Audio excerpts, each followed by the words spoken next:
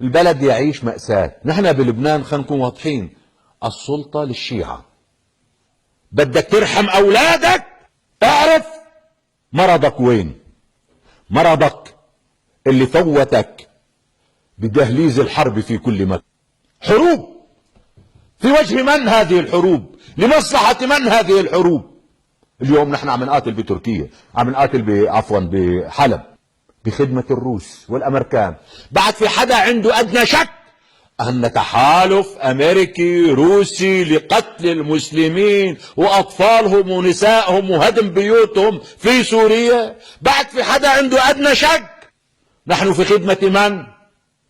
في خدمة الأمريكي. نحن ندعي شيعة آل محمد؟ نحن في خدمة الروسي ضد كل طفل مسلم. نحن عملاء، نحن أدنى مستوى من العمالة. يا إخواني، للإنصاف أريد أن أخاطب كل من يسمعني.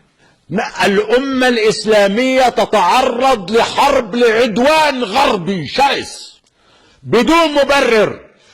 أنهم يحاربون الإرهاب والله أنهم يكذبون. هم صنعوا هذا الإرهاب فقط ليحاربون باسمه. هم صنعوا هذا الإرهاب لينهبوا بلادنا باسمه، ليقتلوا أطفالنا باسمه. حلب اليوم تدمر كبرلين. الطائرات لا تغيب عن سمائها، يقصف أطفالها ليلا نهارا. الطيران الأمريكي والطيران الروسي متحالفان على أطفال المسلمين. هذه الحقيقة.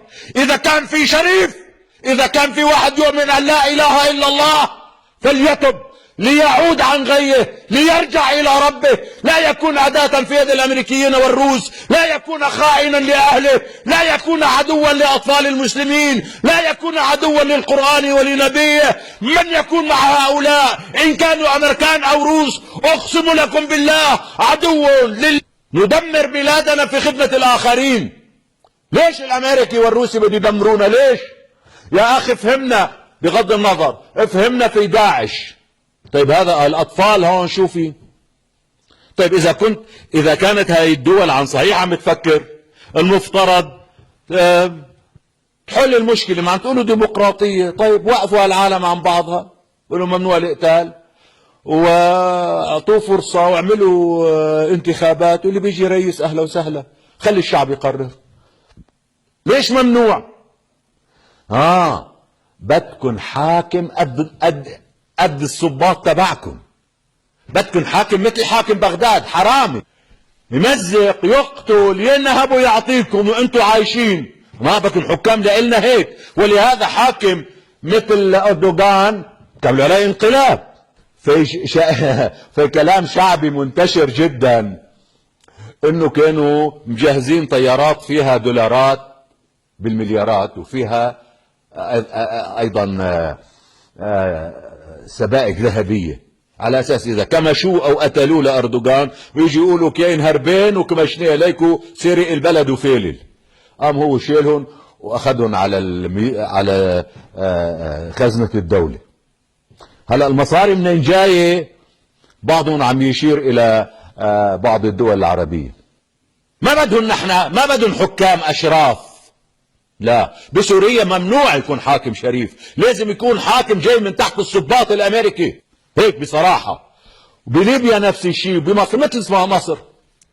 بدك تركض لعند الروسي تصير خادم لإله، بدك تركض لعند الامريكي تصير خادم لإله، ثم بالتالي كلكم تتآمروا على الرجل وبتدكوه بالحبس، قالوا صار مجرم، بتجيبوا ضابط اسرائيلي 100% ليحكم مصر، تنبسطوا كلكم. هلا ما حدا يقول لي لا نحن كنا ضد مرسي. كنتوا ضد مرسي وكنتوا شركاء في الانقلاب عليه، وطبلتوا وفرحتوا كتير وقت اللي دكوه بالحبس، وهلا كنتوا فرحانين ولو لو اردوغان كان راح على الحبس او على الموت او على المقبره، لحتى كل المنطقه تصير العراق وتصير ليبيا وتصير سوريا وتصير كل هالمنطقة هاي.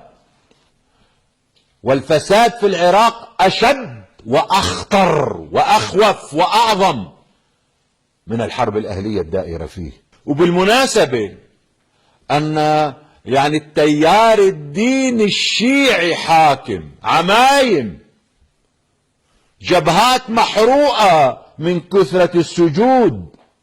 هؤلاء الذين يتحدثون عن مظلومية أهل البيت، وأن الإمام الحسين خرج للدفاع عن جده خرج للوقوف في وجه الظلمة والمجرمين واللصوص، وأن علي بن أبي طالب كذا، وأن السجاد كذا. لا، بالتأكيد على نحو القطع واليقين لم يشهد لا تاريخ بني العباس ولا تاريخ بني أمية ولا تاريخ بني عثمان أسوأ وأحقر من هؤلاء الحكام. وإذا كان الإمام الحسين قال طاب الموت واستشهد دفاعا عن المسلمين في وجه حكم ظالم كحكم يزيد لا زال أقل منكم شرا وفسادا بكثير. عش الفساد الأمريكي، هكذا الأمريكيين يريدون.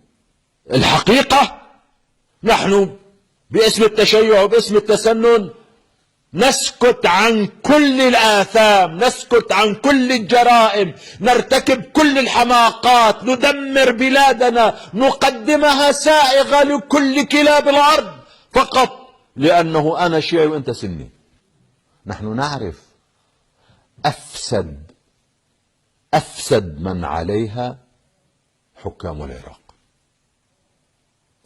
أفسد نظام، أحقر نظام، أشنع نظام هو النظام العراقي. طبعا يعني هلا لا تقول بأنه العراقيين ما فيهم رجال وما فيهم كرامات وما فيهم أمان، لا، بس الأمريكي في بلادنا يريد أن يكون الحكام هكذا، لصوص، قذرين، سفه.